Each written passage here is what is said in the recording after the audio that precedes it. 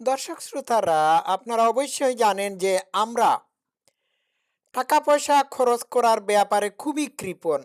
এক পয়সাও আমরা ও কাজে খরচ করতে চাই না। কিন্তু একটা জিনিস খরচ করার ব্যাপারে আমরা বড়ই উদার। আমরা বিন্দুমাত্র চিন্তা করি না এই জিনিসটা খরচ করার ব্যাপারে। জানেন সেটা কি? সেটা হচ্ছে সময়।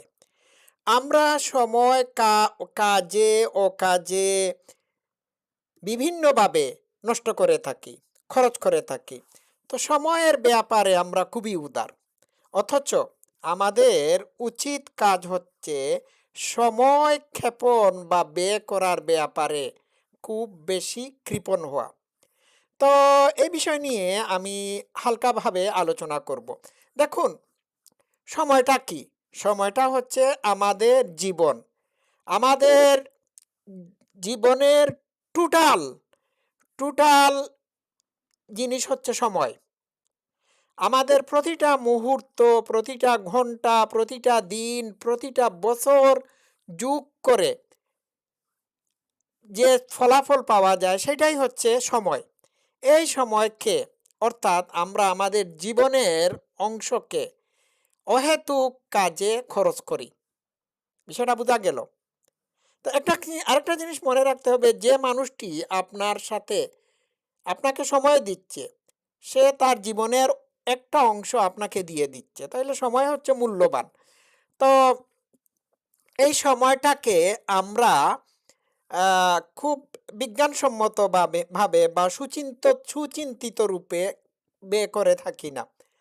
তাহলে আমরা সময়টাকে কি করব? অবশ্যই সময়টাকে আমরা ভালো কাজে ব্যয় করব। আমাদের দৈনন্দিন কাজের প্রয়োজনে ব্যয় করব। ঠিক না? তো সময় ব্যয় করার ক্ষেত্রে আমি কয়েকটা নিয়ম ফলো করি। সেটি হচ্ছে, সময় খুবই গুরুত্বপূর্ণ। সময় অহেতুক কাজে করা নষ্ট করা যাবে না। সময় নষ্ট করার মতো সময় থাকবে না। এটাই আমাদের মাইন্ডসেট, আমাদের মাইন্ডের মধ্যে রাখা উচিত। সময় নষ্ট করার মতো সময় থাকবে না। তাহলে সময় নষ্ট করার মতো যদি সময় না থাকে, তাহলে কি করতে হবে? সময় অহেতুক কাজে ব্যয় করা যাবে না।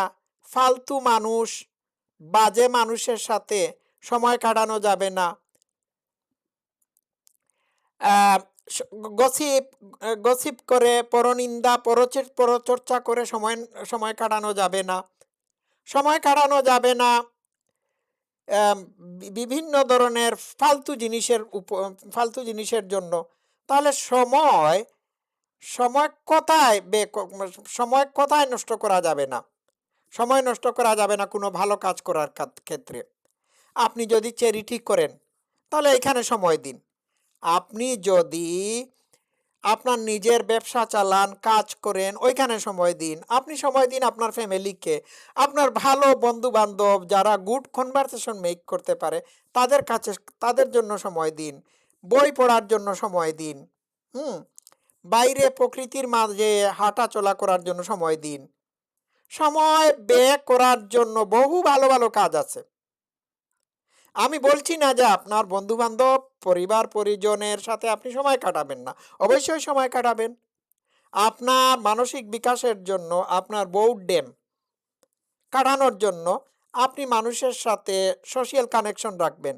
কিন্তু আপনি একটি বিয়ের উৎসবে যাওয়ার পরে যদি অহেতুক পরচর্চা, পরনিন্দার আলোচনায় যদি সময় নষ্ট করেন, তাহলে কিন্তু আপনার সময়ও নষ্ট হলো, আপনার নৈতিকতাও চলে গেল। তাহলে সময় ক্ষেপণ করার ক্ষেত্রে খুব বেশি কৌশলী হতে হবে। আর আমাদের প্রতিটি দিন হচ্ছে সময়ের সমন্বয়ে গঠিত একটি দিন। জীবনটা হচ্ছে সময়। এজন্য লালন সাঁই গেয়েছেন, সময় গেলে সাধন হবে না। ঠিক আছে? আজকের সময় যদি আপনার চলে যায়, আর আসবে না। সুতরাং আজকের দিনটাই আপনার জন্য গুরুত্বপূর্ণ দিন।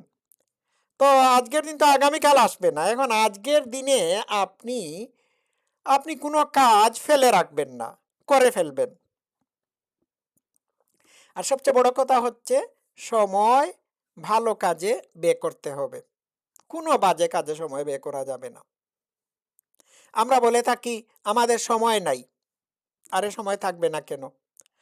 আপনি যদি অহেতুক ফালতু কাজে বা কাজকর্ম ফেলে রাখার প্রবণতা থেকে দূরে সরে আসতে পারেন তাহলে দেখবেন আপনার প্রচুর সময় আছে। মানুষ বলে থাকে জীবন ছোট, না জীবন ছোট না, জীবন অনেক বড়। কিন্তু জীবনটাকে যদি আপনি ফালতু কাজে নষ্ট করে দেন তাহলে আপনার জীবন ছোটই হবে। সময় সময় থাকবে না আপনার হাতে। সময় কেন থাকবে না? সময় বের করে নিতে হবে। আর সময়কে বের করে নেওয়ার জন্য আপনাকে আপনাকে অসময়ের কাজ দূরে সরে রাখতে হবে। দূরে সরিয়ে রাখতে হবে। ঠিক আছে? সময় পাওয়ার জন্য সময় নষ্ট করা যাবে না। ঠিক আছে? আজকে এই পর্যন্ত থাকুক। সবাই ভালো থাকবেন। Love you all.